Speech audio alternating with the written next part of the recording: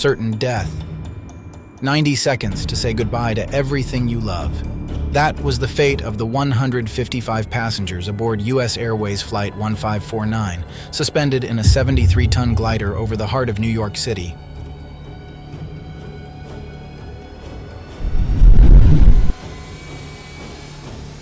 The world called it The Miracle on the Hudson, a masterpiece of pilot skill by Chesley Sullenberger. But that's only half the story. Today, we're not telling you the story everyone knows. We're revealing the secret story that unfolded in the heart of one man, a passenger seated in 16A. A story proving how a promise made by Jesus to a Polish saint in the 1930s was kept word for word at an exact hour over the freezing waters of the Hudson.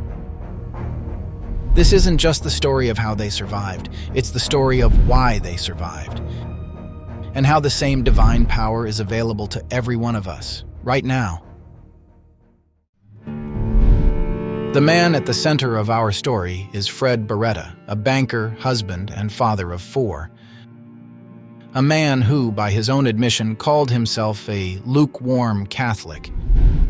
His faith was there, but buried under life's urgencies, spreadsheets, deadlines, the race for success.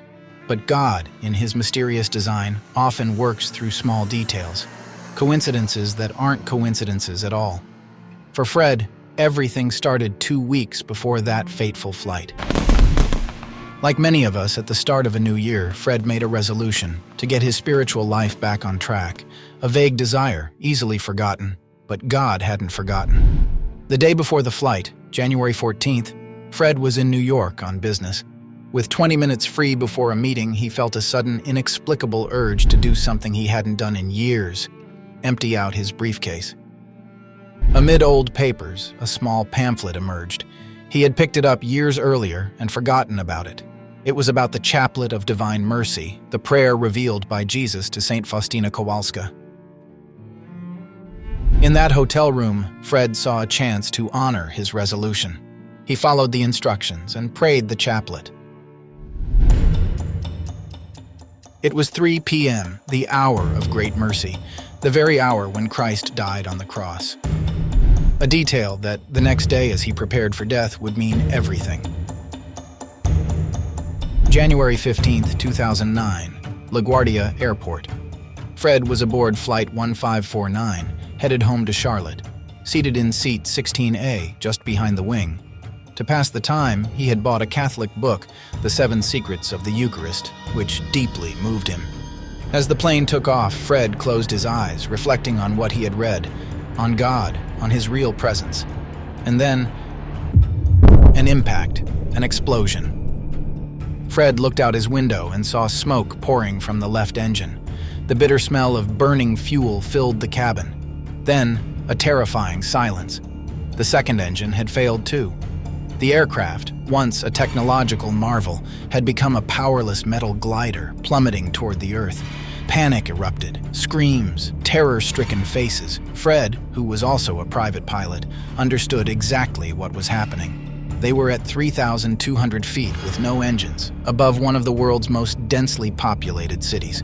Survival odds, technically 0. His first thoughts were of his family, his wife, his 4 children, the pain his death would cause them. That was the most crushing thought. Then he thought of God.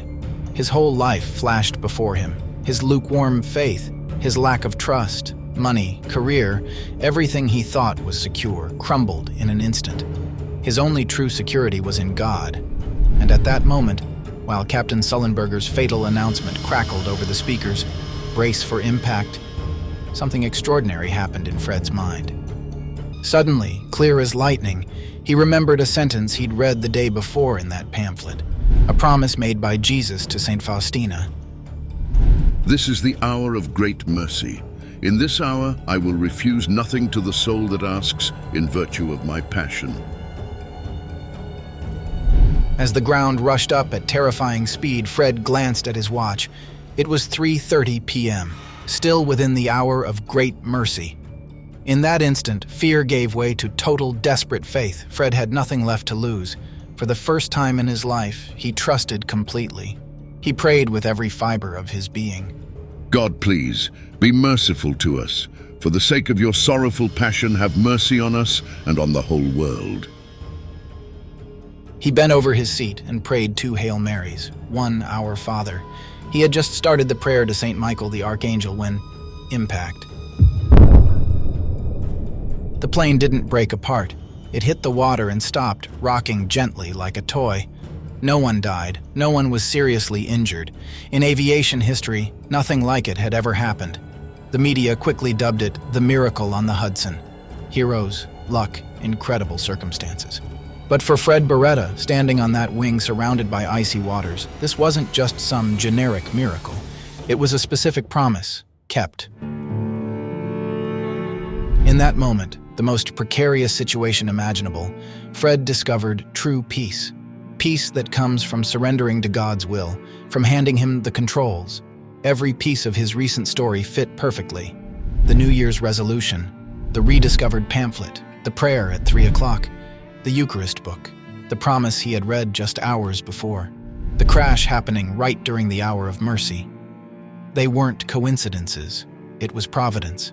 God wasn't preparing him for death. He was preparing him for a new life, and there was more.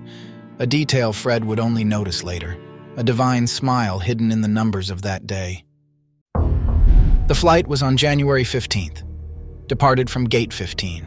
Flight number 1549, passengers on board 155.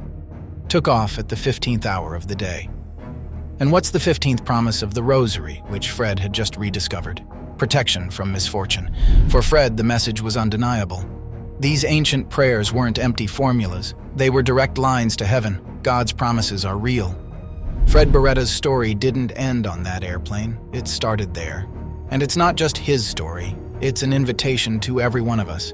Jesus said, "Ask and you shall receive, seek and you shall find, knock and it shall be opened." Faith is not passive. We are called to play a small but vital role in our salvation, a role of trust like that of a child. Fred discovered that the Church gives us a true arsenal of grace, powerful devotional prayers, each with extraordinary promises for those who pray with sincere devotion. Think about it. The 15 promises of the Holy Rosary, protection from misfortune and a ladder to heaven. The 12 promises of the Sacred Heart, peace in families, comfort in troubles. The promises of divine mercy, total forgiveness and protection at the hour of death. And many others, less known but equally powerful. The promises of the Stations of the Cross, the Holy Face, the Green Scapular. These are not superstitions. They are channels of grace, a way to deepen our relationship with God, to humbly recognize our need for Him. Believing in the power of these prayers requires simple faith, the kind Jesus asks when He says we must become like little children to enter the kingdom of heaven. But there's an even deeper level. In praying, we don't just gain personal blessings. We do something immense. We directly oppose evil. St. Paul warns us, our struggle is not against flesh and blood, but against principalities and powers, against the spirits of evil. Padre Pio, the great mystic saint, called the Rosary the weapon. When we feel overwhelmed by the world's evils, war, injustice, and we ask, what can I do? The answer is this: pray. Pray with faith, humility, and courage. Remember the story of Jericho? The enemy armies laughed at the Israelites marching in circles, blowing horns. It seemed absurd. But on the 7th day, the walls fell. Wasn't that a biblical preview of the power of devotional prayer? A demonstration that God's logic is not ours? Fred Berretta's story on the Hudson isn't just an old event from years ago.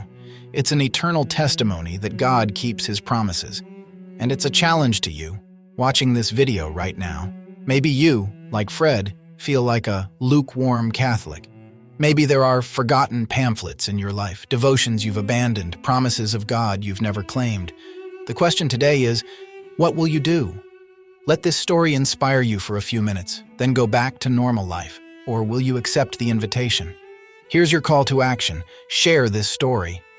Fred's testimony is too powerful to stay hidden. Someone you know needs to hear that miracles happen, that God is faithful. Click the share button and be the messenger of this hope. Tell your story. God has acted in your life too. What's your miracle on the Hudson? A moment when you saw God's hand, a prayer answered, a promise fulfilled. Write it in the comments below. Let's create a chain of testimonies that strengthens everyone's faith. Take action. Don't wait. Choose one of these devotions today. Maybe it's the Divine Mercy Chaplet. Pray it at 3 p.m., even just once. Maybe it's the Rosary. Pick up that rosary sitting in your drawer. Look up the promises online and start praying with childlike faith. God didn't prepare Fred Berretta for death, but for a fuller life. And today, through this story, He may be trying to prepare you too. May the power of prayer always be with you.